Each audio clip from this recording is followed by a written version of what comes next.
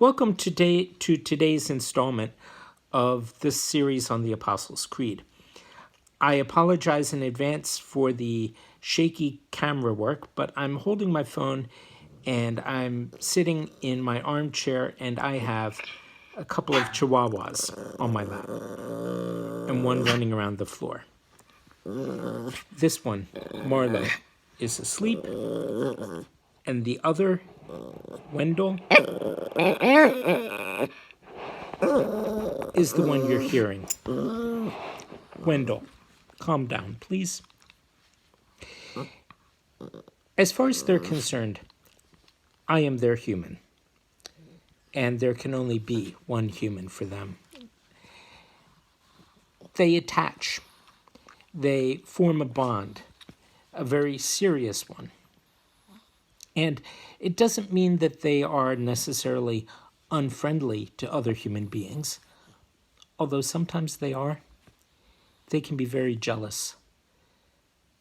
But there is one human that is, as they understand it, their human. And it means that they're very protective, but it also means that they listen to me in a way that they don't listen to other people. Now, they don't listen to me all the time, and that's concerning. But if they listen to anybody, it's going to be me.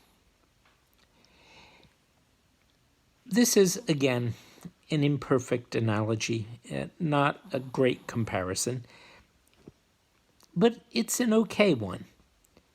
Because when we say that Jesus is our Lord, our God, we're sort of being like those chihuahuas and saying there's got to be one for us, just one. And when there are competing allegiances, then that's the one that wins out.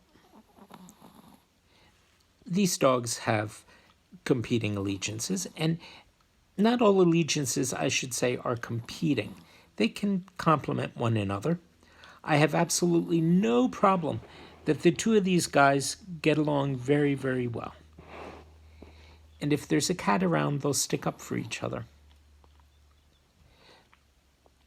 But if it were coming down to a choice between me or one of the other chihuahuas, I win.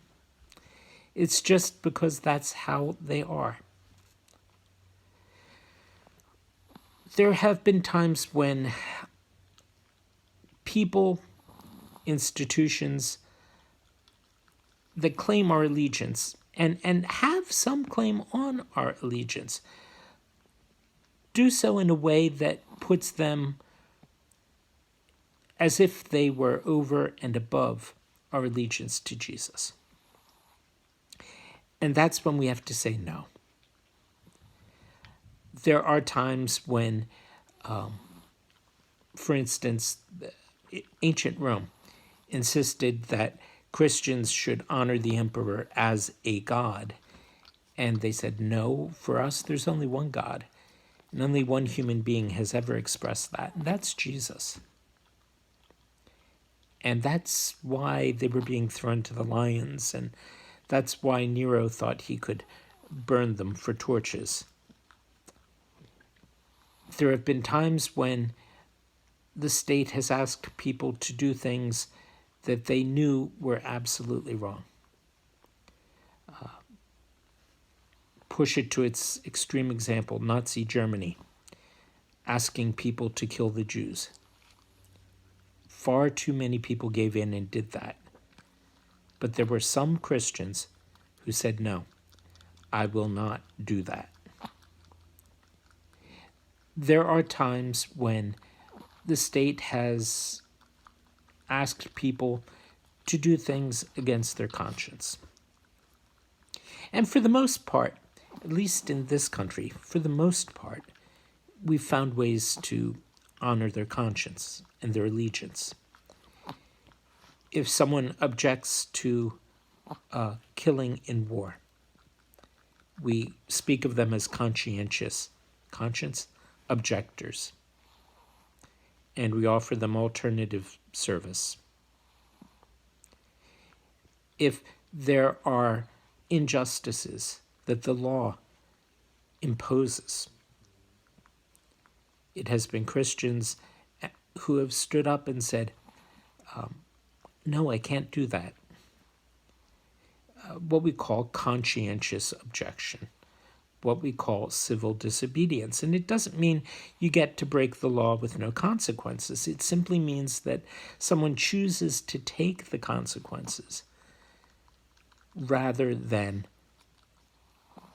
go against their understanding of Jesus and his call upon their lives. There are people in our own day who have done many things like that. If you've ever heard of the Plowshares 7, it's a group of people who objected to the expansion of nuclear armaments and the expansion of warfare into space, who chained themselves to the gates at GE and have been sentenced to prison and are there now for their conscience. There have been times when people have looked at where their tax dollars go and have said, I don't want them to support this, that, or the other. Christianity in this country is split over the issue of abortion. And therefore, one of the compromises that we've reached, one of the understandings, is to say, okay, we won't spend tax money on something that a large number of people find objectionable. Now, we might spend it on contraception and on preventing the endings of pregnancies. And some people object to that, but at the same time, the way it's been worked out is to say, no, I'm sorry, we'll let you off on one part, but not the other. And it's someone's right to object to that if they do. But the point isn't any of the issues per se. The point is that we've always had the understanding that if it comes down to a choice of one thing or another, Jesus wins. Jesus himself said to his own generation, you can't serve God and money. And that's been a big sort of allegiance fight for centuries and always will be. And it goes on and on. There's always something that's trying to put itself in the place of God. When we speak of Jesus as our Lord, it is a term that we use, and we no longer really use it in terms of people, although it used to be handed out that way. It's a term now, at least, in our own time and place, we reserve only for Jesus. And so, I hope we can all be at least half as loyal as a good Chihuahua, but bark a whole lot less. See you tomorrow.